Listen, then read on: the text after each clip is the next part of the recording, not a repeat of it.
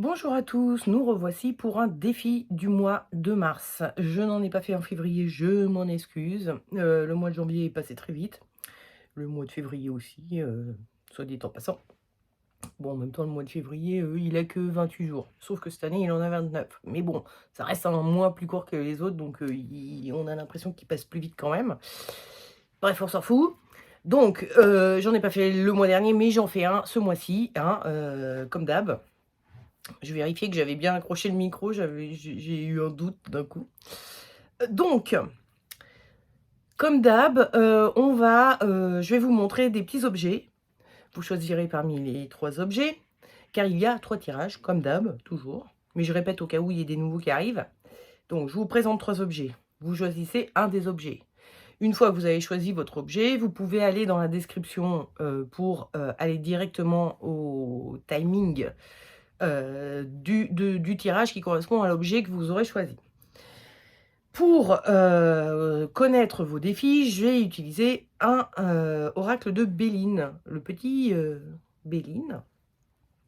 Il s'appelle pas le petit Béline, hein, c'est moi qui le petit S, petite Tise,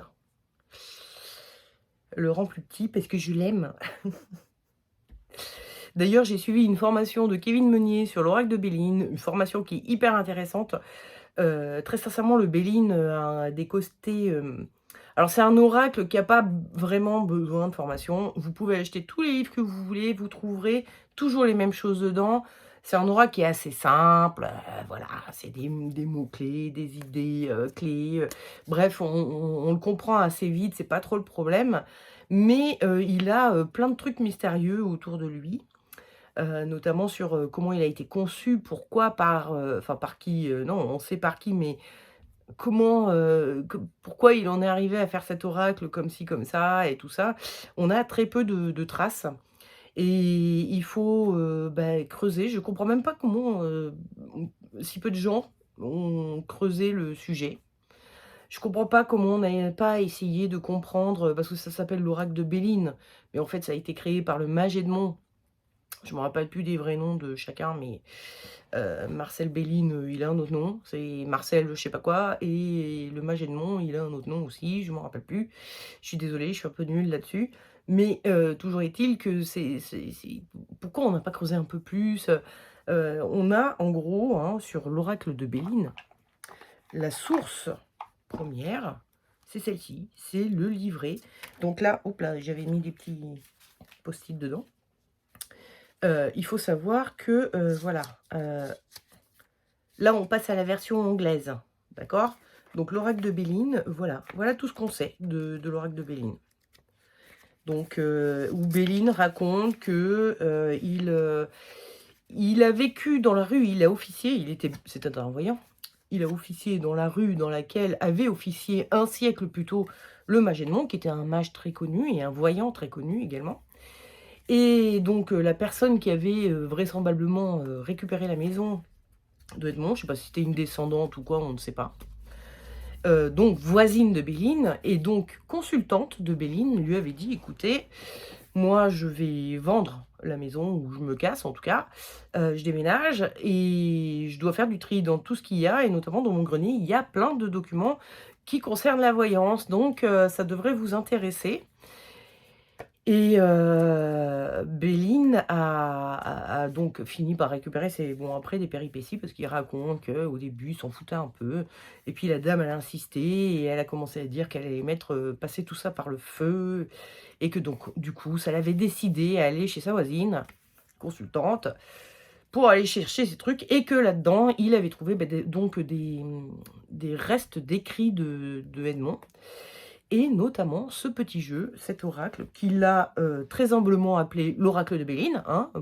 Pourquoi on l'aurait appelé l'oracle d'Edmond, hein? Non, c'était bref. Il avait pas l'air très humble ce monsieur, enfin j'en sais rien, mais bon bref, et donc voilà, et il l'aurait édité, il l'aurait sorti, présenté au grand public, dans les années 50, hein, donc voilà, comment est arrivé l'oracle de Béline, mais il reste, beaucoup de mystères. Edmond n'a pas laissé beaucoup d'écrits, enfin bon bref, on n'a pas grand-chose, hein, de lui, donc on ne sait pas et après il faut, comment dire? Théoriser un peu autour du peu qu'on a. Et je pense que Kevin Meunier a trouvé des théories, si elles ne sont pas vraies, en tout cas elles sont hyper intéressantes et possiblement elles peuvent être vraies. Ça collerait bien, ça collerait bien. Mais même si c'est pas vrai, ça reste hyper intéressant donc et c'est il vous apprend une structure de lecture du tarot, enfin du Béline qui est hyper intéressante. C'est juste, génial. Donc, c'est ce que je disais, moi j'ai fait ça la semaine dernière. Il y a, la version, bah, du coup vidéo, de ce cours-là qui est, je pense, disponible à l'achat sur son site. Donc, vous pouvez, également, bah, suivre la formation que j'ai suivie moi. Vous me verrez dedans d'ailleurs certainement. Donc, voilà, vous pouvez faire ça. Mais, vous faites bien ce que vous voulez. Encore une fois, c'est un petit oracle qui est assez facile à lire. Donc bon, vous faites comme vous voulez. Mais moi, je trouve ça juste hyper intéressant. C'est un jeu qui me titille depuis longtemps, de par tout son côté mystérieux. C'est également le cas d'ailleurs du tarot, hein, pour tout dire. On a pas mal de mystères autour du tarot et on ne sait pas trop d'où ça vient, pourquoi il est né ce tarot. Excusez-moi, j'ai ma gorge qui me chatouille. Je vais boire un petit coup. Donc je disais, avec l'oracle de Béline, je vais vous montrer quels sont vos défis qui vous attendent. Et puis, nous demanderons des conseils. Enfin, j'ai déjà demandé, mais bon, bref. Vous aurez des conseils du tarot, tarot de Marseille. Donc ça, c'est mon petit, comment il s'appelle déjà, Noblet. Hein, encore une fois, il est petit dans mon cœur. Il est très grand, mais je l'appelle mon petit Noblet. Et en plus, parce qu'il est mignon, parce que c'est un tarot qui est quand même petit. Il a un format plutôt de carte à jouer, quoi. Hein, donc, il est très pratique. Et bien évidemment, les runes, je vous les montre pas, je vous les sors pas, mais croyez-moi, elles sont dedans. Voilà, donc on va faire ça, hein, ok? Bon, allez, je vous présente, ça fait déjà trop longtemps que je parle, pardon. Je vous présente les objets, à commencer par une druse de cristal de roche. Une petite druse de cristal de roche, qui est un outil dont on se sert en lithothérapie pour purifier les autres pierres. Bref, une druse. Donc vous voyez bien le principe de la druse, hein, la roche-mère est là, et il y a des cristaux de roche qui ont poussé dessus, qu'on a gardé comme ça. Voilà. Ensuite, nous avons une pointe de cristal de roche. Il y a des gens qui passent devant mes fenêtres. Et des fois, ils me regardent parler toute seule à mon téléphone. Donc, la pointe de cristal de roche, évidemment, hein, vous comprenez bien, c'était sur une druse aussi, hein, ou une géode, en tout cas, sur de la roche-mère. Puis on a récupéré une des pointes et on a gardé. Ça, c'est une pointe naturelle, hein, c'est pas une pointe qui a été taillée. On voit qu'elle a plein de défauts. Bon, vous pouvez pas la toucher, mais elle est pleine, enfin, de défauts. Attention, hein, elle n'est pas lisse, comme par exemple, mon icosaèdre. C'est le troisième objet, hein, donc, qui est donc évidemment aussi en cristal de roche. Alors j'ai fait team cristal de roche aujourd'hui.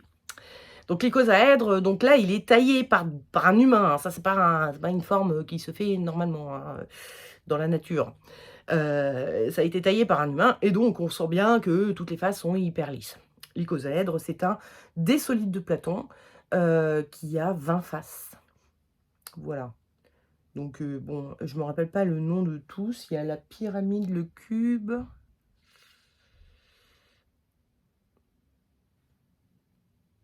Je me rappelle plus. Le dodécaèdre, l'icosaèdre et le dernier, je me rappelle jamais son nom. On s'en fout. Tétraèdre, je crois. Non, ça c'est la pyramide. Bon, on s'en fout. On s'en fout. C'est un des solides de Platon. Ils sont au nombre de 5.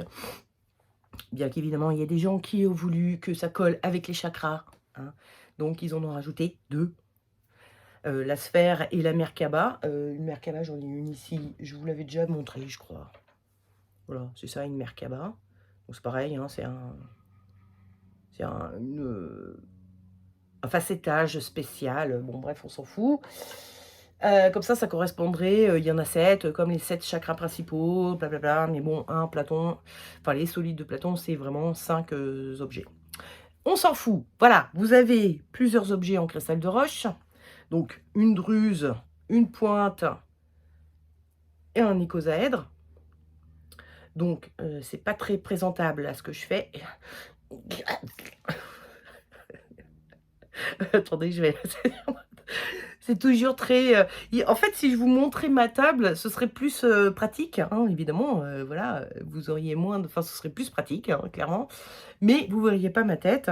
Alors, est-ce que c'est intéressant de voir ma tête? Je pense que quand même, avoir un humain en face de soi, c'est toujours, je sais pas, mieux. Mais bon, je sais pas, peut-être que je me trompe. Il y en a qui montrent jamais leur tête, et ça marche très bien pour eux aussi, donc je sais pas. Je saurais pas vous dire. Bref. On va arrêter de tergiverser, comme ceci, comme cela, et on va passer au tirage, des défis du mois de ceux qui auront choisi la druse. Alors, votre défi, c'est l'infortune. Alors, ce n'est pas un comment on dit? Ce n'est pas, une prévision, ce n'est pas, je vous annonce que vous allez manquer d'argent au cours du mois de mars. Non, c'est l'infortune, ça veut dire que vous en avez déjà pas. C'est pas une prévision, c'est, bon voilà, vous êtes dans cette situation-là.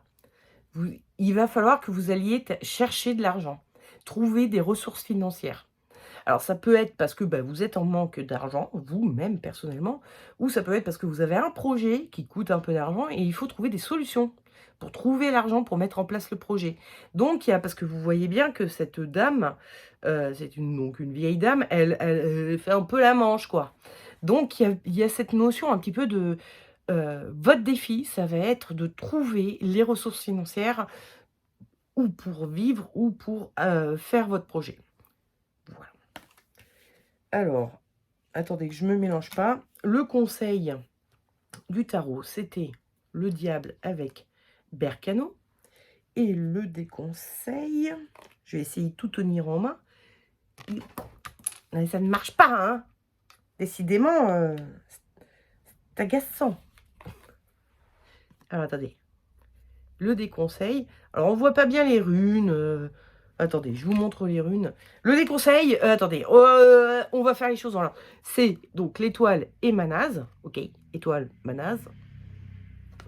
Conseil, diable, Bercano. Ok, on est bon? Alors maintenant, je vais les prendre comme ça. Vous voyez pas très bien les runes, mais c'est pas grave. Alors, dans les deux cartes, nous avons deux personnages nus. Donc, il y a une forme de mise à nu. Dans la carte de l'étoile, on voit que le personnage est en train de se séparer de ses liquidités. Il y a le côté un peu... Puis elle est seule, surtout. Hein. Lui, il n'est pas seul. Elle est seule. Et elle se sépare de ses liquidités. Donc, il y a vraiment cette notion de « je ne compte que sur moi-même et sur mes ressources financières personnelles », quelque part. Et bah, c'est le déconseil. Et Manaz, c'est une rune qui nous parle de l'humain, l'humanité, et de la grandeur humaine. La grandeur humaine en soi, devenir le meilleur humain possible. Donc il y a un peu des notions, un peu de morale autour de Manaz, de faire les choses juste, bien, comme il faut, rester un humain qui ne devient pas un animal, quoi, qui devient pas... Il y a vraiment ces petites notions de morale. Donc il y a un côté où on vous dit, ne cherchez pas à user de vos propres ressources et à trouver par vous-même les ressources par un travail que vous feriez, des choses comme ça. Tout ça parce que vous avez, comment dire, votre morale vous empêche de faire ceci. Le diable est Bercano. Le diable, c'est un personnage un peu charmeur. Hein. On est sur un personnage, il embobine un peu les gens en leur faisant croire monts et merveilles. Il a un côté charmant, il a un côté enjôleur. J'allais dire en roller, c'est peut-être un peu vrai aussi, j'en sais rien, mais bon, en enjôleur. Et puis Berkano, c'est une rune qui nous parle de la féminité, de la femme, la féminité et cetera et très souvent, on voit dans ces 2 montagnes-là des seins. Bon, on y voit aussi la femme enceinte, mais bon, on y voit des seins. Donc il y a tout ce côté un peu, bah, il faut peut-être un peu aller charmer des gens. Ne pas avoir peur, ne pas, c'est pas tellement ne pas avoir peur, mais ne pas avoir honte d'user de ses charmes pour obtenir de l'argent, éventuellement de quelqu'un d'autre. Ça vous paraît amoral à vous, ça vous paraît pas très, peut-être pas très bien, vous osez pas ou, vous pensez que vous avez pas le charme suffisant ou bref, il y a un truc en vous qui vous gêne par rapport à ça et pourtant le tarot et les runes vous disent: «Eh ben si, i pour réussir à récolter l'argent dont vous avez besoin, il va falloir faire preuve de, charme pour obtenir l'argent de quelqu'un d'autre. On a ici ces personnages qui sont liés à l'autre, là, comme s'ils faisaient tout ce qu'ils voulaient. Donc il y a un petit peu un côté, manipulateur. Alors je n'ai pas dit que c'était bien, parce que si vous avez un petit problème de morale, ça peut vous pouvez vous dire: «C'est pas bien» et vous faites bien ce que vous voulez, mais le tarot vous dit: «Si vous voulez de l'argent, c'est ça qu'il faut faire». Le tarot, il s'en fout que ce soit bien, pas bien. Vous, votre question, c'est: «Comment je vais faire pour avoir l'argent dont qu'il me faut?» et le tarot, il vous dit: «Eh ben, n'hésitez pas à aller taper aux portes de ceux qui en ont et de leur faire un peu de gringue». Sans aller trop loin, en tout cas si vous ne le sentez pas, enfin voilà, si vous ne le sentez pas, mais si vous ne le sentez pas, vous relèverez moins facilement le défi de ce mois-ci, à savoir d'obtenir de l'argent, de trouver des financements, pour votre projet ou pour vivre ou je ne sais quoi. Donc voilà, hein, vous faites bien ce que vous voulez, c'est vraiment pas, ce sont des conseils que vous donne le tarot en vous disant, bah, la voie la plus, efficace pour obtenir ce que vous voulez, mais c'est pas forcément une voie qui vous plaira, vous faites comme vous voulez. Et puis il y a des, comment dire? Faire du charme à quelqu'un pour obtenir quelque chose, ça peut être fait en toute, conscience par l'autre, de savoir que vous l'avez charmé exprès pour avoir ça, mais du coup, vous l'avez fait de façon tellement bien qu'il se dit: «Allez, je vais lui filer les sous dont il me demande ou en tout cas ce dont il a besoin, même si je sais que derrière, il y aura pas plus». Enfin voilà, c'est que c'était un peu, de la enfin bon, il y a des gens qui aiment se faire lécher les bottes, pour tout vous dire. Donc hein, peut-être votre banquier, il aime bien se faire lécher les bottes et il se pourrait très bien, vous dire, «OK, bah, écoutez», enfin, si vous venez avec un gros décolleté comme ça, il pourrait peut-être se dire, «OK, elle le veut vraiment son prêt, je vais lui donner». Voilà. Parce qu'elle m'a bien fait plaisir pendant toute l'heure où elle m'a expliqué son projet, bah, j'ai pris du bon temps, moi. Donc je vais lui donner son hein? Il y a des gens qui aiment se faire lécher les bottes, donc n'hésitez pas. Enfin, faites ce que vous voulez. Bref, ça reste, voilà, hein, je n'ai pas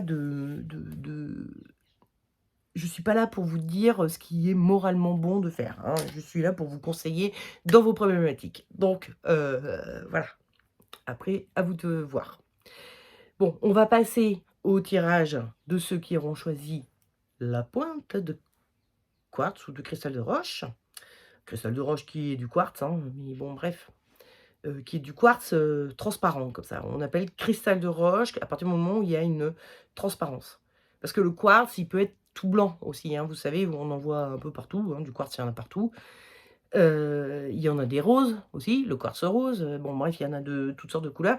On appelle cristal de roche quand c'est transparent. Bref, donc ceux qui ont choisi la pointe en cristal de roche, votre défi, c'est la ruine et oui, c'est au singulier. La ruine. La ruine, elle nous parle, de quelque chose qui a été un peu laissé à l'abandon et votre défi, ça va être de faire en sorte que, bah, ça s'écroule pas. C'est-à-dire de reprendre soin de quelque chose que vous avez un peu délaissé. Voilà. Ça peut être une relation, ça peut être une maison, hein, comme, l'indique la carte, hein, c'est une maison. Enfin, c'est une tour, mais bon, imaginons que ce soit une maison. Ça peut être votre jardin, ça peut être, votre voiture, ça peut être plein de choses. Votre, carrière, votre, boulot quoi, vous avez un peu, comment dire? Vous y faites plus très attention, vous faites les choses de façon un peu machinale et il y a des trucs qui partent un peu en couille, parce que vous êtes plus assez concerné par votre travail. Bref, il y a quelque chose que vous avez un peu abandonné. Ça peut être une pratique sportive, une pratique, ésotérique, ça peut être, une pratique artistique, ça peut être, toutes sortes de choses. Donc vous avez laissé à l'abandon et ça commence à se disloquer, ça commence à plus aller bien et le défi, du coup, ça va être de faire en sorte de prendre un peu plus soin de cette chose-là pour qu'elle ne parte pas en ruine. Alors, le conseil que vous donne le tarot, je vais vous les montrer comme ça tout de suite. C'est donc la mort avec Hiera. Est-ce que c'est flou? Oui, ça m'a l'air. Je sais pas si ça fait bon, bref, vous voyez grosso merdo de toute façon. Et ce qu'il vous déconseille, c'est le pape avec Isa. Alors, je vais les prendre comme ça, comme tout à l'heure. Donc, vous ne voyez plus très bien les runes, mais ce n'est pas grave. Donc, le pape avec Isa. Avec le pape, on a des notions de foi, hein, de croire en des choses. On a des notions de si je crois en des choses, le bon Dieu ou la providence ou l'univers fera en sorte que vous avez un certain nombre de croyances qui sont peut-être de l'ordre de oh, ça va s'arranger. Ça va pas se casser la gueule, quoi, ça va s'arranger. Là, on est dans une mauvaise phase entre mon collègue ou mon mari et moi, mais ça va aller. C'est des conseils, des conseils. Ne croyez pas que ça va s'arranger comme ça par miracle. Et Isa, elle nous parle de ne rien faire. Elle nous dit, Isa, c'est une rune qui parle, ça veut dire la glace. Donc, c'est la rune qui nous parle de être figé, de ne pas pouvoir bouger, d'être coincé, quoi. Hein. C'est vraiment la rune de là, je ne bouge plus, j'attends que ça passe. Donc, c'est tout ce que le tarot vous dit de ne pas faire. Hein. Ne faites pas ça. Ne soyez pas dans la croyance que ça va s'arranger tout seul. Ne soyez pas dans l'inactivité. Soyez la mort hier. Alors, la mort, déjà, on voit qu'elle est active, elle bouge, hein, et puis alors qu'est-ce qu'elle fait? Elle plante un jardin, elle cultive, et tout ça. Elle a les mains dans le cambouis, quoi, on va dire un petit peu, hein. Elle bouge, elle fait des choses. Donc déjà, première chose, elle est hyper active. Donc elle fait des choses. Elle fait en sorte que, quelque part, vous voyez ce sol qui est tout noir là, qui pourrait être un sol de cendres? Eh beh, elle fait renaître des cendres les choses, quoi, hein. Donc, il y a quelque chose qui part un peu en ruine comme ça et qui est capable de renaître. C'est un peu ce que nous dirait la mort. C'est en tout cas, le tarot vous dit: «Faites comme la mort», c'est-à-dire faites renaître de ces cendres cette chose qui est en train de partir en ruine. Et en plus, nous avons Hiera, qui est une rune qui parle de la moisson. Et qu'on va traduire par moisson ou par année. C'est-à-dire, elle nous parle du processus qui se passe quand, une plante naît, en gros. Elle part de petites graines, elle fait un petit germe qui devient une petite plantounette, qui après donne des fruits, et cetera, et cetera. Donc il y a un cycle à respecter pour que, naisse le fruit quelque part. Et la mort, elle est en train de cultiver aussi. Et en plus, elle est en train de cultiver, si vous la voyez bien, elle est toute queuse, elle est toute sèche, tellement elle travaille, elle est en train de se faire du mal, quoi. Elle est pugnace, elle est, endurante, la mort. Elle va pas s'arrêter de sitôt. Elle est très déterminée pour aller au bout des choses et Hiera, comme la mort, ont cette notion de nous dire, par les plantes aussi, la mort nous parle du processus de floraison des choses, hein, mais elle nous parle du fait, les 2, que les choses prennent du temps. Quand il y a un processus à faire, ça prend le temps et il faut passer par toutes les étapes du processus. Ça ne peut pas se régler comme ça, surtout pas comme ça par magie, ça va pas se passer comme ça et surtout pas si vous faites rien. À un moment donné, il faut arroser son jardin pour qu'il y pousse quelque chose. Si vous le laissez comme ça, vous avez de la terre noire et c'est bien tout. Donc, il y a cette notion de il va falloir être actif, mais en plus, il va falloir être endurant. Il va falloir faire en sorte que de pas lâcher l'affaire. C'est un truc qui va me demander du temps. Donc le tarot vous conseille vraiment, si vous voulez pas que tout parte en ruine, que tout parte en cata, hein, bah, travaillez. Faites en sorte que de reconstruire, de faire en sorte que tout reste beau et pimpant et pas, délité et que, ayez conscience que ça va vous prendre du temps, mais que ça vaut le coup. C'est de toute façon, alors, si vous avez pas envie de faire autant d'efforts pour, sauver ça, grand bien vous fasse, hein. Vous avez le droit de vous dire, «Non, ça en vaut pas le coup, j'ai pas envie, je laisse tomber» et auquel cas, vous pouvez rester dans la posture du pape qui se dit: «Peut-être ça s'arrangera tout seul, on verra, peut-être». Excusez-moi. Donc vous pouvez faire ça, si vous le voulez, hein, c'est votre choix. Maintenant, si vous tenez à cette chose-là, si c'est une chose à laquelle vous tenez, c'est pas comme ça que vous réussirez, c'est comme ça. En faisant des choses, en travaillant votre jardin là, en faisant, voilà et en étant patient et endurant surtout. C'est pas tellement patient, c'est plutôt endurant. C'est-à-dire sans lâcher l'affaire au bout de 3 jours parce que: c'est bon, ça me saoule, ça fait 3 jours que je suis dessus, ça va quoi». Non, ça va là, ça nous parle d'une année, hein et soyons, clairs, si, vous avez perdu votre toit de votre maison, c'est pas en 3 jours qu'il va être réparé, hein. Ça va prendre un petit peu, bon, c'est un petit peu long, quoi. Donc voilà, hein. Heu, ne laissez pas tomber, l'affaire, hein, soyez un peu actifs par rapport à ça. C'est pas tellement ne laissez pas tomber, mais ne vous imaginez pas trop qu'il y a rien à faire et que vous pouvez attendre que les choses se résolvent d'elles-mêmes. Ça va être compliqué si vous faites ça. Donc travaillez à restructurer, enfin, à, réparer tout ça et accepter que ça prenne du temps et que ça demande du travail un peu journalier, tous les jours, tous les jours, tous les jours, pendant une bonne période avant que tout se reconstruise et que tout soit nickel, parfait, réparé. Voilà. Bon, bah, écoutez, je vous souhaite un bon mois. Je l'ai pas dit à ceux d'avant, alors du coup, je me dis: «Merde, si je le dis à ceux qui ont eu la ruine, mais pas à ceux qui ont eu la fortune». C'est pas sympa, mais quand même, c'est nul de pas le dire, donc je vous souhaite un bon mois. Et on va passer à ceux qui ont choisi l'icosaèdre. Ils ont eu élévation. Alors élévation, évidemment, c'est une carte qui est souvent comprise comme étant une carte d'élévation. Sauf que ça, c'est pas un défi, hein, votre défi, c'est pas, de vous élever. Hem, cette carte, nous parle également alors vous voyez ici, il y a une échelle qui est par terre. Et donc pour s'élever, beh, il faudrait la monter cette échelle, donc il faudrait déjà la poser contre la pyramide là et grimper les barreaux, sauf que là, elle est par terre, non? On cherche pas à s'élever et peut-être que c'est ça un peu votre défi. Vous êtes dans une forme de peut-être d'inactivité, comment je l'avais voilà, j'avais noté, vous faites du surplace. Il faut changer ça.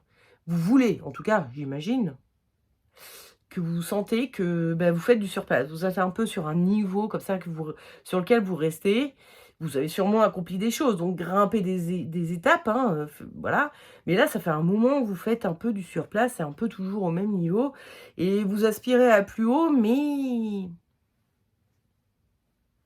et du coup, ce mois-ci, votre défi, ça va être justement de changer ça, d'arrêter de faire du surplace et de grimper quelques échelons. Alors attention, hein, on n'est pas forcément sur des notions d'élévation sociale, de trucs comme ça, hein. Ça peut-être, j'en sais rien.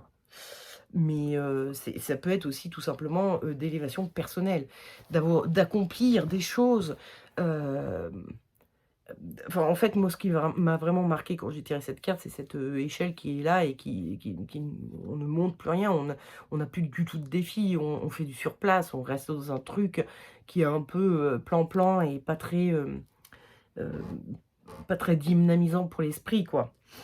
Donc le conseil, c'est l'impératrice et Pertrot. Non, attendez, je vous les montre bien, d'abord. J'ai un troisième œil. Bon, l'impératrice et Pertrot. J'essaye, en fait, de faire en sorte que ce soit moins flou, Pertrot, mais c'est un peu flou, la caméra me vise moi, quand même. Donc forcément, bon. Ah oui, là c'est plus, moins flou, mais c'est plus loin. Donc impératrice et père trop, vous les avez eus, c'est bon. Et puis, qu'est-ce qu'on vous déconseille? C'est la roue de fortune et Yngoise.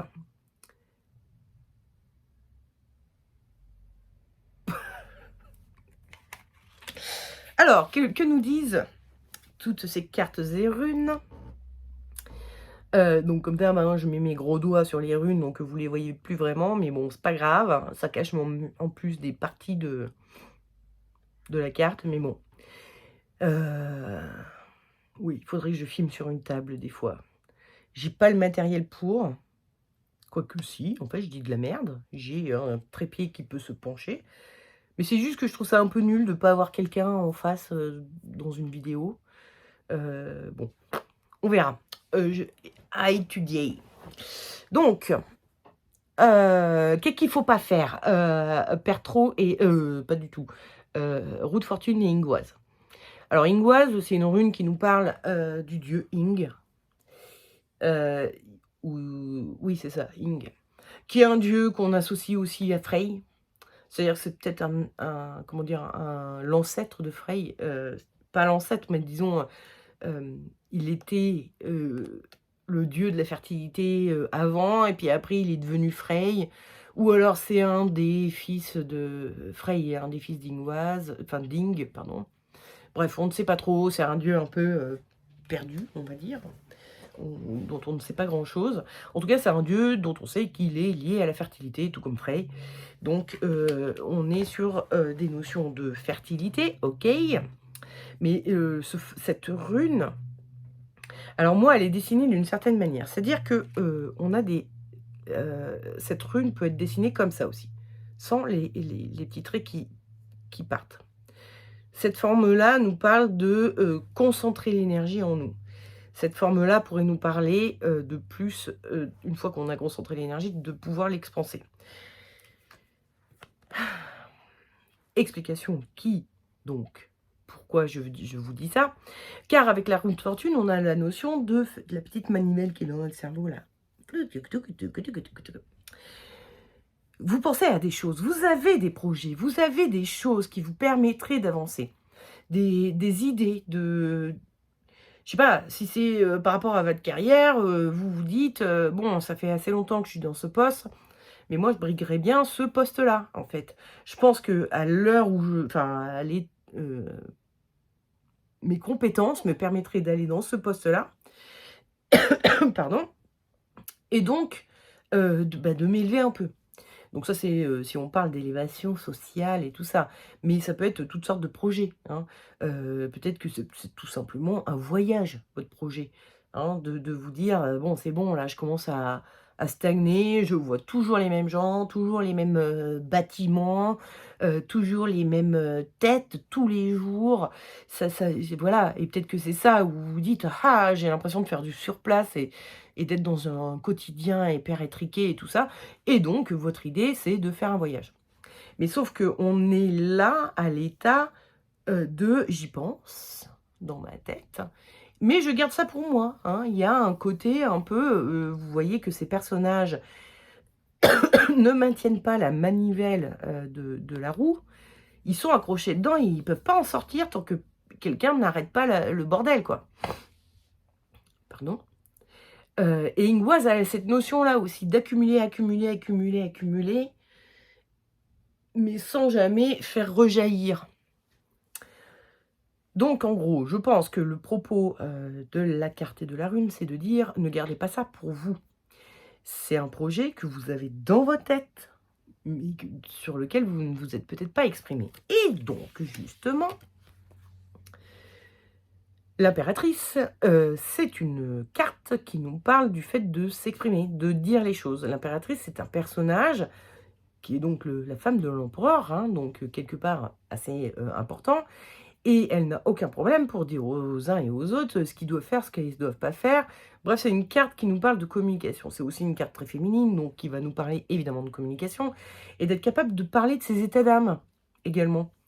Donc, si c'est un projet de voyage tout connement, hein, vous pouvez aller voir votre mari ou votre femme pour lui dire: «Écoute, Moi, ça fait, je sais pas, 107 ans que j'ai envie de voir la Thaïlande et vraiment là, j'aimerais qu'on essaye d'organiser ça. J'en ai envie, j'ai voilà, mais au moins c'est exprimé. Vous voyez ce que je veux dire?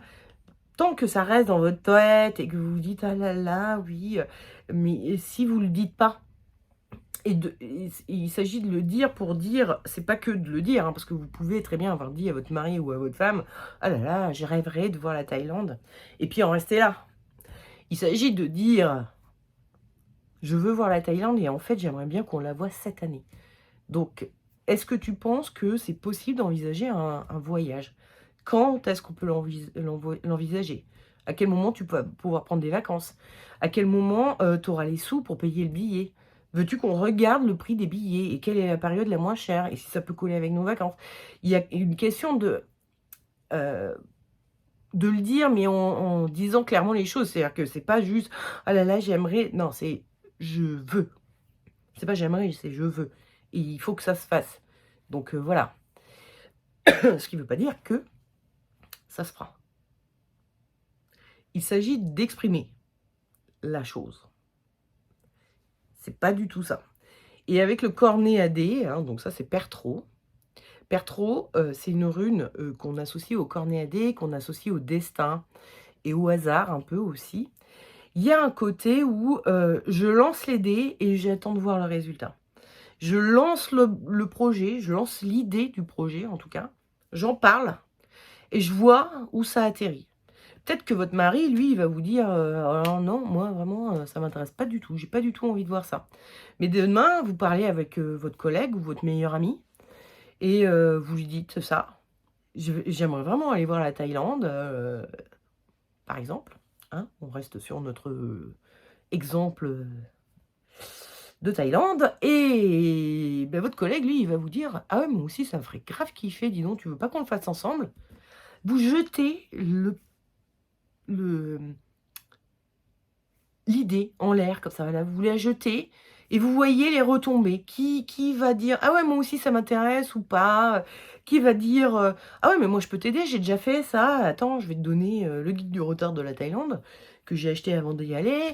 Heu, on ne sait pas, hein, parce que là, je suis restée concentrée sur mon histoire de voyage, mais avec avec Pertro, on a vraiment cette notion de on balance des trucs et on voit ce qui pousse, quoi, un petit peu. On balance des graines et on voit lesquelles prennent, quoi. Et donc il y a cette notion que pour que balancer les graines, il va falloir parler, il va falloir s'exprimer, il va falloir le dire. Ça, j'ai ce projet-là, comment je peux faire? Qu'est-ce que tu en penses toi? Qu'est-ce que tu en penses toi? Qu'est-ce que tu en penses toi? Qu'est-ce que vous en pensez vous tous? Et peut-être qu'il y aura des petites choses qui viendront et qui vous aideront à, construire votre projet et à aller au bout des choses. Toujours est-il que voilà, n'hésitez pas à vous exprimer sur votre idée, sur, cette chose que vous aimeriez faire pour arrêter de faire ce surplace-là, arrêter d'être coincé dans votre quotidien et votre, manque d'élévation, quoi. Il y a un côté comme ça où, on s'éteint un petit feu si on n'apprend rien, tous les jours, quoi, quelque part. Donc il y a un côté un peu comme ça et j'ai envie de découvrir, d'aller, faire preuve de curiosité. Donc d'ailleurs l'élévation, je crois, c'est une carte qui est liée à la curiosité, c'est-à-dire, au fait de faudrait que je regarde. Attendez, je vais vous dire ça tout de suite. Il me semble avoir lu ça tout à l'heure. Voilà. Élévation. Non, je me trompe avec une autre, carte. C'est pas grave. Je pense qu'il y a un côté un peu enfin, en tout cas, dans mon esprit, là, avec toutes les cartes que j'ai tirées, hein, je dis pas qu'élévation veut dire ça, mais il y a ce côté où, heu, quand on n'apprend rien ou quand on ne découvre rien, quand on ne s'émerveille pas un peu régulièrement, on a un peu tendance à régresser et à s'enfermer dans des habitudes, et du coup, au final, on régresse un peu, on n'arrive plus à évoluer justement. On se sclérose un peu. Et donc c'est ça qu'il faut éviter et donc c'est pour ça qu'il faut parler de ces projets-là. Vous avez un peu un truc qui vous botte et il faut en parler. Comme ça, peut-être que il y aura quelqu'un, quelque chose qui viendra et qui, vous permettra de le réaliser ce projet ou du moins de casser un petit peu la carapace et d'évoluer un peu, de faire un peu des choses quand même. Même si c'est pas en Thaïlande que vous allez, mais en Espagne, Ça reste un voyage, voilà. C'est pas tout à fait la même chose, mais ça reste un voyage, peut-être plus accessible pour l'instant, peut-être plus mais en attendant, vous avez vu du pays, quoi. Vous avez vu autre chose. Vous avez, repris un petit peu vos vieux cours, d'espagnol pour, avoir de quoi échanger deux trois paroles avec les Espagnols. Vous avez bref, il y a quand même quelque chose qui se passe, même si c'est pas exactement ce que vous vouliez. J'ai l'impression avec le cornet AD que il y a un côté où je plante des graines, effectivement, je vois ce qui germe et ce qui germe, c'est pas forcément ce que je veux, mais de toute façon, ça va être profitable. Il y a un côté un peu, je suis pas sûre que ce soit, ce que vous avez en tête là, actuellement, qui va se réaliser, mais il y a quand même quelque chose qui va se passer du fait d'en parler. Donc voilà, n'hésitez pas à relever ce petit défi au cours du mois de mars, hein, et il ne me reste plus qu'à vous souhaiter un excellent mois. On va se retrouver vendredi également, si tout va bien, pour le tirage des énergies du week-end. Bref, on se retrouve très vite pour d'autres vidéos et le mois prochain, si tout va bien, pour le prochain défi du mois de avril donc voilà. J'arrête là, des gros bisous, ciao.